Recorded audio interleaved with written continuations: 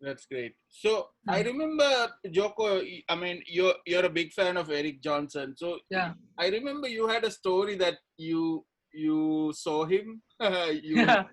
what's that story? Yeah. It was also the stretch of the NAM show. It was when I was in um California for the NAM show, and he had a show right around the Orange County area, and there was no way I'm missing Eric Johnson because he was really the one who sparked my love for the guitar. Yeah. So my aunt bought the tickets for us, um, and it was a choice between a Clippers game or Eric Johnson. So like I I'm a really big NBA fan, but Mm. back then the Clippers sucked. So yeah, I'm joking. No, it was clearly Eric Johnson. So yeah, we went to the show. It was released. It was not. It's not small. It's 19.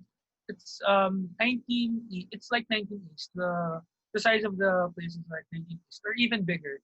They had a really huge stage. Um, um, when we came in, like the doorman talked to us. Hey, where are you guys from? And me and my dad, oh, we came from the Philippines. We came here all the way from the Philippines. We were attending the NAM show, and we saw that Eric Johnson had the show. And since my son, is a really big fan of Eric Johnson, it was a no-brainer. So it was a no-brainer at all for us to watch it. So when you hear that, okay, okay, come in. When we came in, there was a big stage, and we saw that there wasn't really a band setup. There was just a big grand piano and a few acoustic guitars. And me and my dad looked at each other and said, "Are we at the wrong show, or is there any another Eric Johnson?" We did. So we googled. Okay, we're at the right show. Okay, we didn't really know what to expect, Right. and it turned out better, way better than we expected. He played the acoustic guitar beautifully, and he played the grand piano to perfection. Like he had this song, "Nothing Can Keep Me from You." It's one of my favorite songs from a musical, Eric Johnson's first album, Mm. and he played it on the piano. And what he did on the guitar, the licks, he played it on the piano, and that got me weeping. And I was like really weeping, like like tears, a huge load of tears that were in my eyes, and people around us just were looking at us like, what the hell? But it was it's a real experience for me because I get to see Eric Johnson in front of me. Like I only saw him in my computer screen, my TV screen, but to actually be in the same room with him was really overwhelming. So I just couldn't take it anymore. I just cried. So yeah, right after the show, um, yeah, at the concert, I brought this guitar with me, the Jaguar, and we hoped that we could get it signed. So we just brought it. So after the show, and wait, during the show, there was a surprise appearance by Eric Gales. You're familiar with Eric Gales? No. Blues. He was a lefty guitar player. It's like you if you mix Eric Johnson with Jimi Hendrix.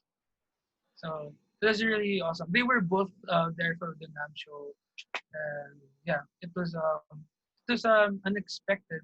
Right. So anyway, right after the show, we came to the back door, like behind the stage, where we saw Eric Johnson came out.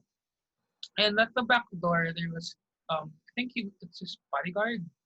Um, we were coming out the back door, and he stopped us. Like, whoa, no, you can't. You're not allowed here. And luckily, the doorman who we met earlier came to the rescue, and he said to the bodyguard that, "Oh man, let them through. They came all the way here from the Philippines to watch him, to see him." And I was already bringing my guitar. It looked like an eager kid back then. So Right. he said, "Okay, okay." So we went to the back door. He was outside, and we went in front of his trailer. Um, at the front of his trailer, at the parking lot, at the back of the venue, we waited um, outside his trailer for like 2 hours. We're just standing there and holding my guitar, and me and my dad were just um, talking. And it was really cold out. I think it was like 4 degrees. Right. Yeah, and I was shaking, but I didn't want to leave because I didn't want to pass up the opportunity to get my guitar signed. So um, after a few minutes or after the 2 hours we were waiting, the the trailer moved, like they were moving to the front, and we were like we looked like crazy fans because we ran after the trailer. We were like full on sprinting. Yeah. So they came, the trailer parked at the entrance gate of the venue, and we waited at the front once again for around 45 minutes. And my dad was already like, "Call Joel, let's call a cab. It's gonna be a hard time for us to it's a lost cause right now." And I was like, "No, no, no. We already waited like 2 hours." So right after that, he came out of the venue. He wasn't in his trailer. He came out of the entrance door, and I Right. was like frozen. I was frozen. And the bodyguard we met before, like, you have a fan here who wants to get his guitar signed, and he was very polite. Eric Johnson was very polite. He was tall as hell, and and he said, "Oh, hey man, okay, want me to sign something? You want me to sign your guitar?" And I was frozen. I couldn't really speak, and it was funny because my dad talked for me. Like, "Yeah, sure, we came all the way here from the Philippines." "Oh, really? From Manila? Okay." So I was still frozen. My dad was like, "Joko, take out your guitar." And I was like, "Wait, what? Oh, okay." Then here, wait, let me get this. Yeah. So yeah, it's not yet over. Um, when I took out the guitar, his like assistant, bodyguard, or whatever, told me what color do you want. He had a set of sharpies, and I couldn't even speak. Uh, like, and Eric Johnson said, "I'll choose the black one for you, man." Like he chose the sharpies to get it over with. And yeah, and that's where this came from. Right. Yeah. It's Eric Johnson's signature on my Jaguar. So That's that yeah, that's really a gem, right? yeah. And when we got back um when we got back from California, the first thing we did was go directly to Mike Season in Paranaque, and had this placard Right. so it won't come off.